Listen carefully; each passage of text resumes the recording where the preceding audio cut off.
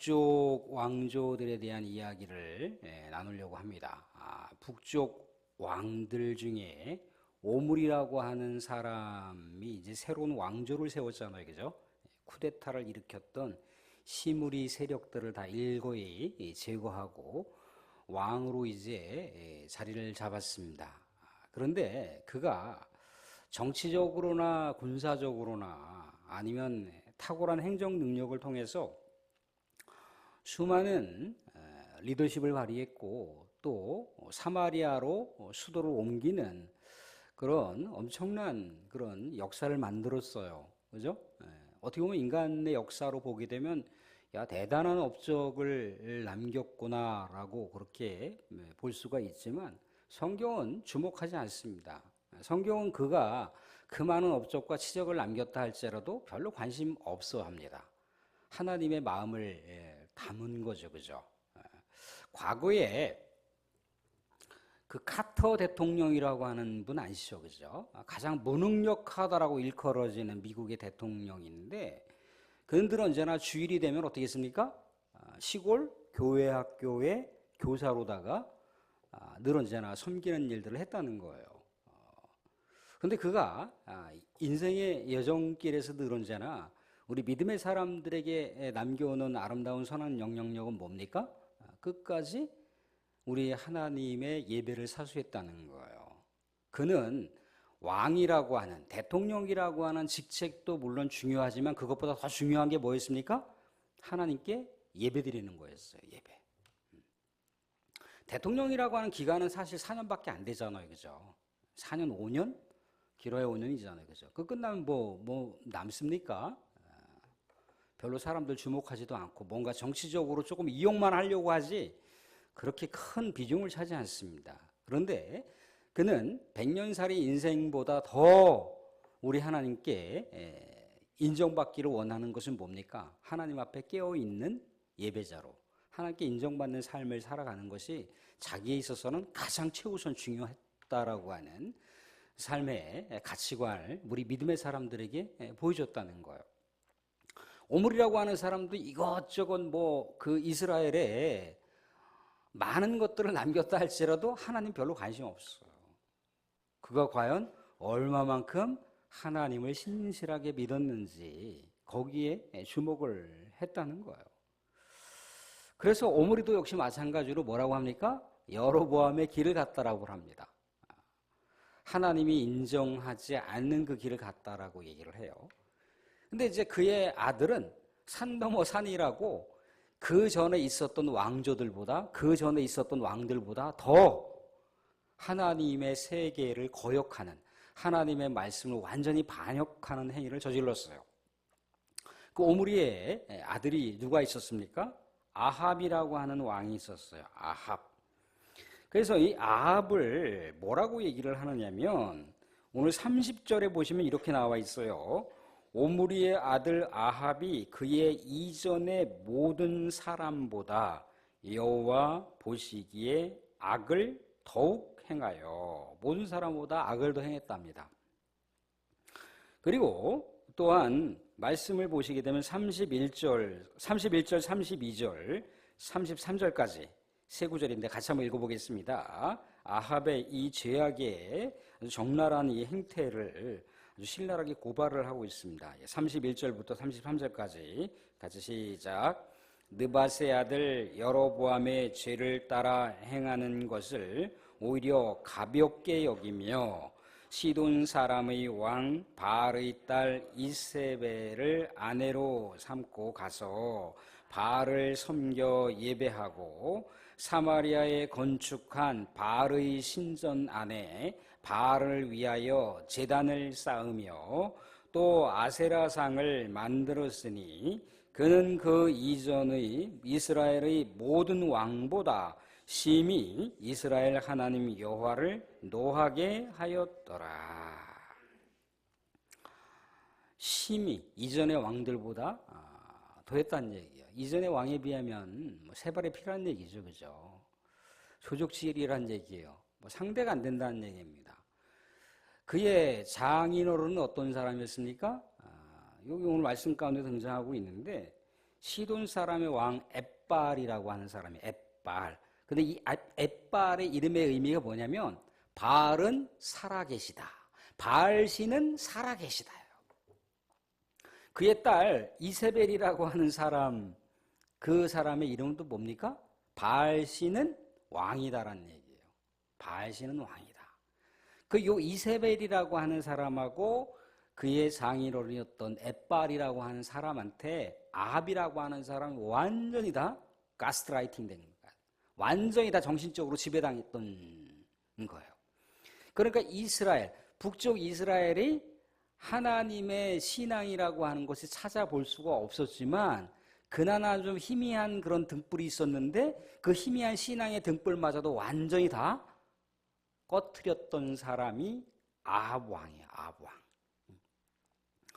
이스라엘에다가 바알이라고 하는 그 신전을 세워놓고 아세라라고 하는 신전을 세워놓고 거기다가 제사를 드릴 수 있도록 제단을 차려놨어요. 우상을 떡하니 세워놓고 어떻게 했던가요? 그 우상 앞에 절하고 경배하고 예배를 드리고 뭐 그렇게 했겠죠. 그죠? 제물을 갖다 바치고. 그런 일들을 이 아합 왕이라고 하는 사람이 했다는 거예요. 유대인들의 혈통은 그 혈통적으로 이미 하나님의 백성이라고 하는 자격이 주어졌잖아요. 그죠? 하나님의 선택받은 선민이잖아요. 그죠? 비록 북쪽 이스라엘과 남쪽 유다로 갈라지긴 했지만 혈통적으로 하나님의 선택받은 백성이란 말입니다. 그런데 하나님이라고 하는 이스라엘 백성들을 그 출애굽시켰던 그 하나님을 그들은 잊어버렸어요. 하나님이 살아계시다라고 하는 것을 잊어버렸다는 거예요. 하나님이 왕이시다라고 하는 걸 잃어버렸어요. 누가 왕입니까? 바알이 왕이고 바알신이 살아계신 신이라고 하는 것을 그들은 믿음으로 고백하면서 살았다는 얘기예요. 그러니까 전체 이스라엘이 완전히 다 바알과 아세라 우상신에 다 도배가 됐다고 하면 맞는 격인 거예요. 그 어떤 사람도 온전하게 신실한 믿음을 지키려고 했던 사람들이 거의 찾아볼래야 찾아볼 수가 없는 그런 지경에 이르렀음에 대해서 얘기를 하고 있어요. 그래서 뭔가 그 드라마를 보면 어떻게 그 뭔가 암시하는 복선을 딱 하나 이렇게 어떤 장면 가운데나 어떤 사건 가운데 딱 제시를 하잖아요. 그죠? 아, 뭔가 불길한 상황이 생기겠구나라고 하는 것을 그 한 토막의 씬을 통해서 알게 된다는 거, 한 장면을 통해서 알게 된다는 거예요. 근데 이제 북쪽 이스라엘이 머지않아 멸망하겠구나라고 하는 걸 암시적으로 제시해주는 사건이 있습니다. 그 제시해주는 사건이 뭐냐면 34절이에요. 34절. 34절 보시면 이렇게 나와 있습니다. 그 시대에 베델 사람 히엘이 여리고를 건축하였는데 그가 그 터를 쌓을 때 맏아들 아비람을 잃었고 그 성문을 세울 때 막내 아들 수굽을 잃었으니 여호와께서 눈의 아들 여호수아를 통하여 하신 말씀과 같이 되었더라. 이 베델 사람 히엘이라고 하는 사람이 있었는데 여리고성을 건축했다는 얘기예요. 여리고성이 무너지고 나서 하나님께서 여호수아에게 명령하신 바가 뭔가요? 여리고성을 다시 재건축하지 말라고 분명히 하나님께서 명령을 하셨어요. 왜 여리고성을 재건축하지 말라고 그랬을까요? 이스라엘 백성들이 왜 가나안 땅으로 하나님께서 출애굽시킨 이스라엘 백성들을 가나안 땅으로 인도하신 이유가 뭡니까? 가나안에 살고 있었던 이 원주민들이 하나님 앞에 죄악을 저지름으로 인해서 그 땅을 더럽혔거든요. 그래서 하나님께서 그 백성들을 심판 내리시고 하나님께서 이제 선택하신 이스라엘 백성들, 약속하신 이스라엘 백성들을 가나안 땅으로 이주를 시킨 거예요.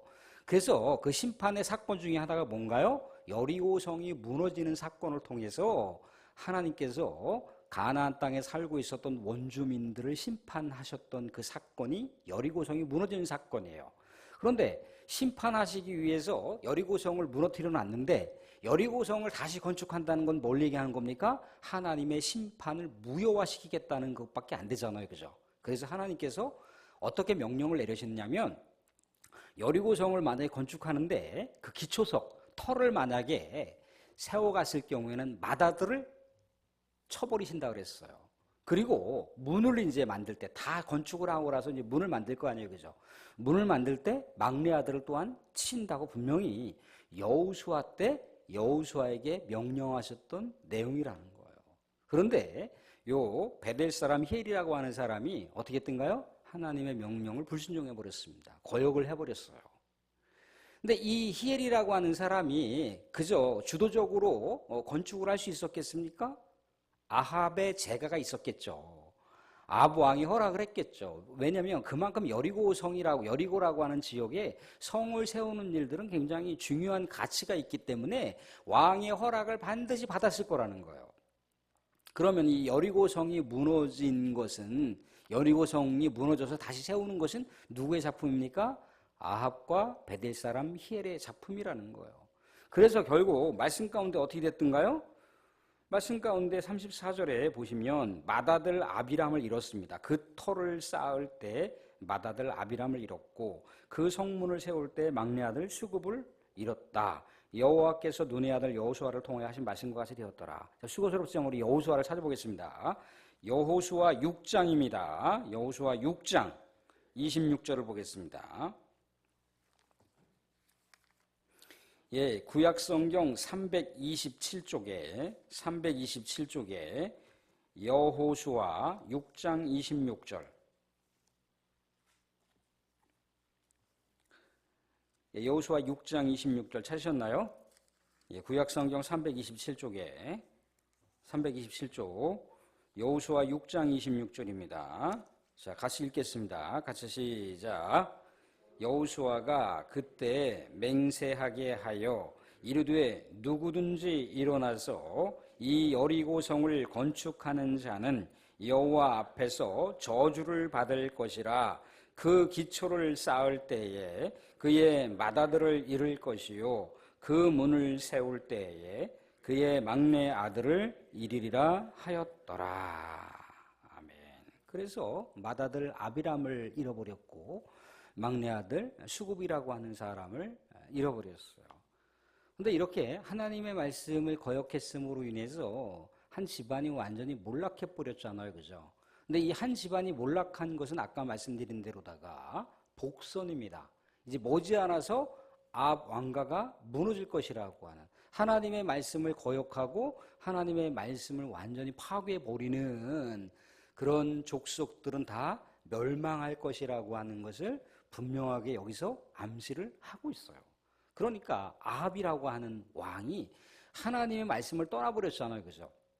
그래서 그의 가문이 아마도 멸망될 것이다라고 하는 것을 미리 이렇게 선제적으로 제시한 내용이 오늘 우리가 읽었었던 34절의 말씀이라고 하는 것을 이야기하고 있다는 겁니다. 그런데 분명한 건 뭐냐면 이렇게 하나님의 말씀을 떠난 사람들의 그 멸망과 죽음을 봤잖아요, 그죠?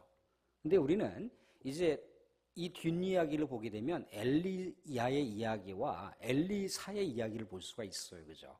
근데 엘리야하고 엘리사는 어떤 사람입니까? 하나님의 말씀을 붙들고 하나님의 살아계심을 증거했던 사람들이잖아요, 그죠? 하나님만이 만왕의 왕이시다라고 하는 것을 선포하고 다녔던 사람이라는 겁니다. 하나님 말씀을 의지하고 하나님을 절대적으로 붙들고 살아갔던 사람들은 어떻게 됐던가요? 그들이 예언했던 사람들 중에 자녀들이 다 죽었잖아요. 엘리야 때도 죽었고요. 엘리사 때도 죽었잖아요, 그죠? 그런데 그들이 어떻게 됐던가요? 죽었지만 하나님의 말씀을 청종했던 이 두 선지자를 통해서 사람이 살아난 사건이 있어요. 이것은 구속의 역사의 한 이야기를 얘기하는 것인데 나중에 신약 성경에 가보게 되면 예수님께서 죽은 자들을 살리시잖아요, 그죠? 죽은 자들을 살리시잖아요. 그리고 예수님께서 뭐라고 얘기합니까? 내가 하나님 우편에 가서 너희들에게 성령을 주면 성령을 받은 너희들이 또한 나와 같은 일들을 한다라고 얘기를 하셨어요, 그죠? 그래서 우리가 알다시피 베드로라고 하는 사람이 죽은 여자를 살렸단 말이죠. 또한 바울이라고 하는 사람도 죽어가는 영혼을 살렸다는 겁니다. 이런 일들이 이렇게 성경에서 이해하고 있다는, 하나님의 말씀을 청종하는 사람들을 통해서 하나님의 역사가 기록되고 있는 그런 내용들을 볼 수가 있습니다. 오늘 말씀 가운데 보면 아무튼간 하나님의 말씀을 순종하는 사람들은 그의 길이 생명과 구원의 길을 가는 것이지만 말씀 불순종하는 사람들을 통해서 어떻게 된가요? 그게 멸망과 저주의 길을 간다라고 하는 것을 분명하게 제시를 하고 있어요. 그래서 이 아합의 시대에 이제 하나님께서 어떻게 이제 하나님의 사람을 사용하시는지, 이 아합의 시대는 영적으로 암흑의 시대예요. 어둠의 시대란 말이죠. 죽음의 시대예요.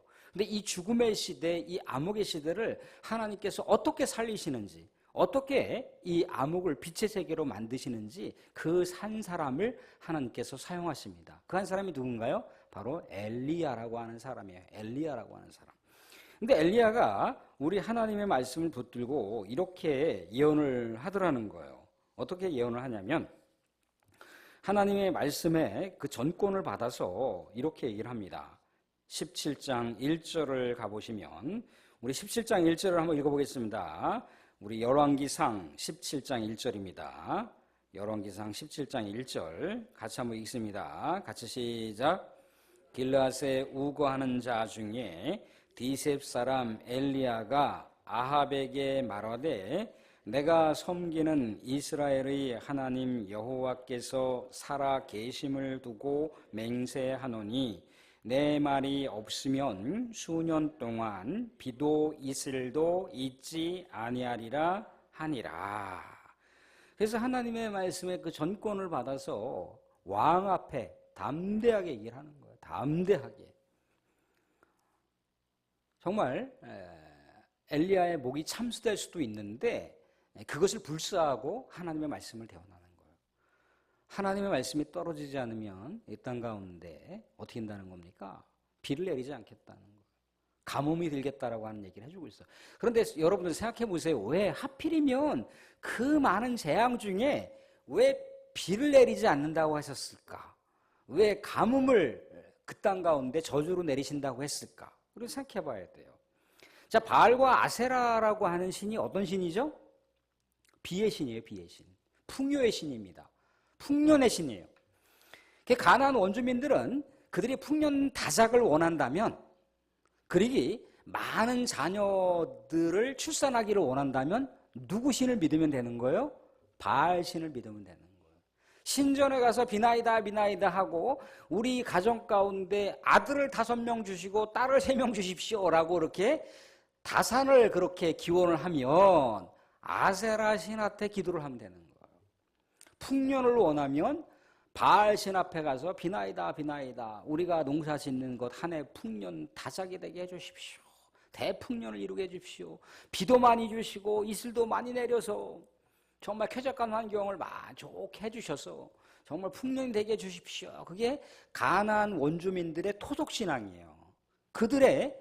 그들은 우상신이 아닐지 모르지만 하나님의 백성들에게는 그게 우상신이란 말이죠. 그죠? 가나안 토속민들이 그렇게 우상을 섬겼는데 우상을 섬기는 것까지야 뭐 그렇다 치더라도 거기서 어떤 일이 벌어지는 거예요?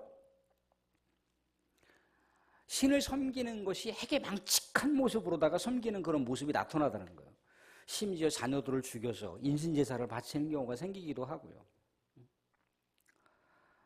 남자와 여자가 정말 이 신전에서 뭔가 어떤 영적인 어떤 결합을 한답시고 성적인 결합을 맺어서 어떻게 합니까? 신들을 즐겁게 해주고 그 신들의 즐거움에 남녀가 서로 참여하는 것.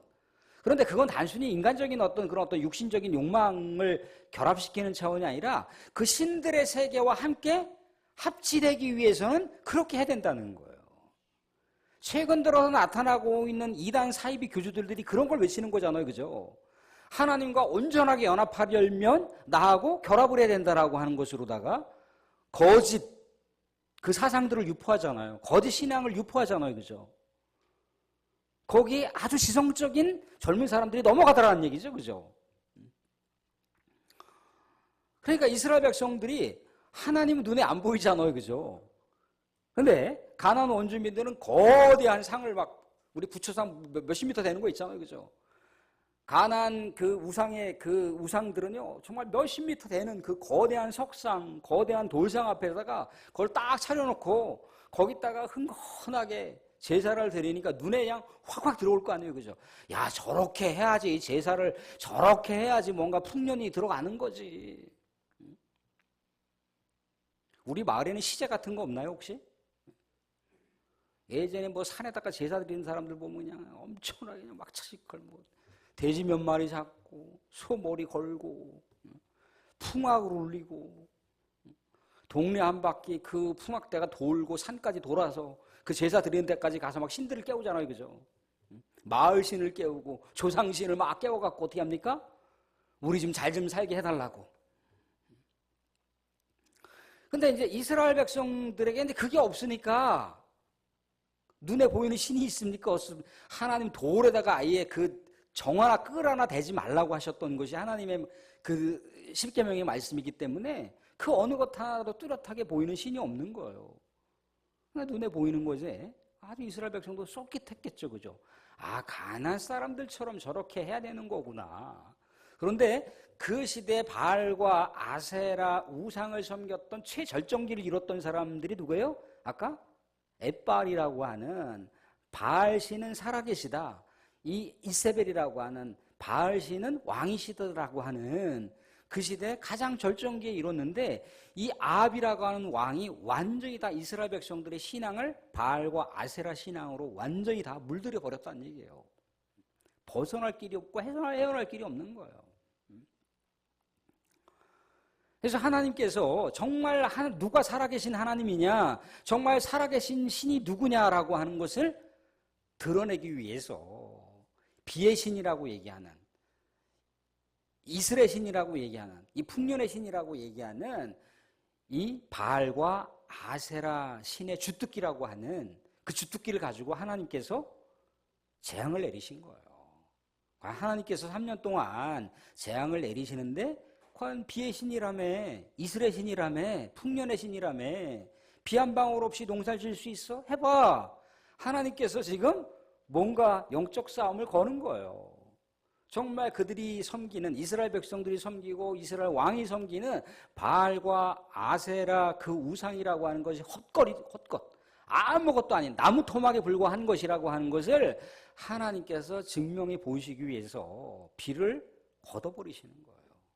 이슬을 안 내려버리십니다. 가뭄을 내려버리시는 거예요. 그런데 그 상황 속에서도 뭔가 이 엘리야를 통해서 상징적으로 보여주시고 있는 내용이 뭐예요? 가뭄의 상황 속에서 하나님께서 그리시네가에 가서 거기에 있는 물을 마시고 까마귀를 통해서 양식을 공급해 줄 테니까 그걸 먹으라고 얘기하고 있어요. 그죠? 그건 뭘 얘기하는 건가요? 하나님의 말씀대로 살아가는 사람은 굶주리지 않는다는 거예요. 그래서 그 다음 사건이 뭡니까? 그릇을 준비하라고 하잖아요. 그죠? 엘리야하고 엘리사 때 너의 그 집안의 곳간에 그 독에 그 양식이 떨어지지 아니할 거라고 하는 것을 엘리야하고 엘리사가 우리 하나님을 의지하고 하나님 말씀 청종하면서 살아가는 사람들을 통해서 나타나는 놀라운 은혜와 축복의 메시지를 전달하잖아요. 그죠? 하나님을 절대적으로 의지하는 백성들은 굶주리지 않는다는 거예요. 하나님을 절대적으로 의지하는 백성들은요, 망하지 않는다라고 하는 것을 보여주기 위해서 하나님께서 이 비와 가뭄을 이스라엘 백성들에게 선포를 하셨다는 겁니다. 사랑하는 분들, 결국 그래서 나중에 이 엘리야하고 이 바알과 아세라를 섬기는 제사장들하고 이 갈멜산에서 전쟁이 벌어지는데, 영적 전쟁 가운데 엘리야가 승리를 했잖아요. 그죠? 근데 그 다음 장에 가보시면 어떻습니까? 엘리야가 하나님, 나 좀 데려가세요. 나 좀 데려가세요. 나 좀 데려가세요. 나 좀 데려가세요. 그런다는 거예요. 왜 그렇습니까? 이스라엘 백성들이 영적 전쟁을 통해서 하나님의 살아계심을 엘리야가 증명했는데 꼼짝도 안 하는 거예요. 꼼짝도. 그들의 이미 저 뼛속까지 바알과 아세라를 섬겼던 그 우상 종교의 신으로 물들어 있기 때문에 잠깐 뭔가 이적의 사건을 반짝 보여줬지만 이스라엘 백성들은 돌아오지 않는다는 거예요. 그래서 우리 믿음 생활을 할 때 뭔가 기적이라고 하는 거, 이적이라고 하는 건 중요하지만 그게 우리 신앙을 담보하지 못한다는 거예요. 우리 신앙을 굉장히 유익하게 할 수 있는 이적이 될 수 있습니다. 그런 요소가 될 수가 있어요.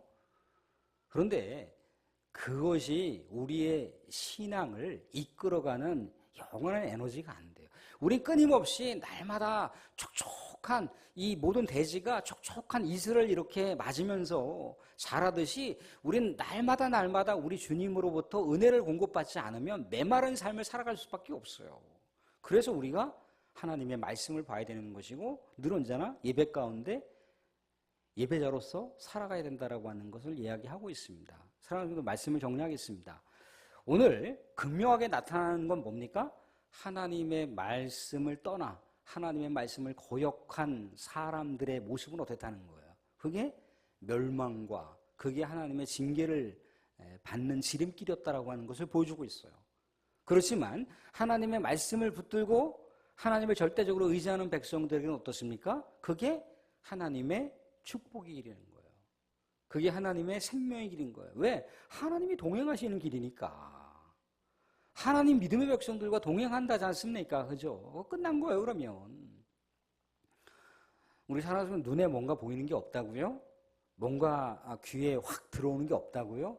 아니요. 하나님은요, 우리가 눈에 들어오는 거 아니어도, 우리가 귀에 들어오는 거 아니어도 더 무궁무궁한 것으로 우리 사랑하는 성도님들을 축복해 줄 수 있는 분이세요.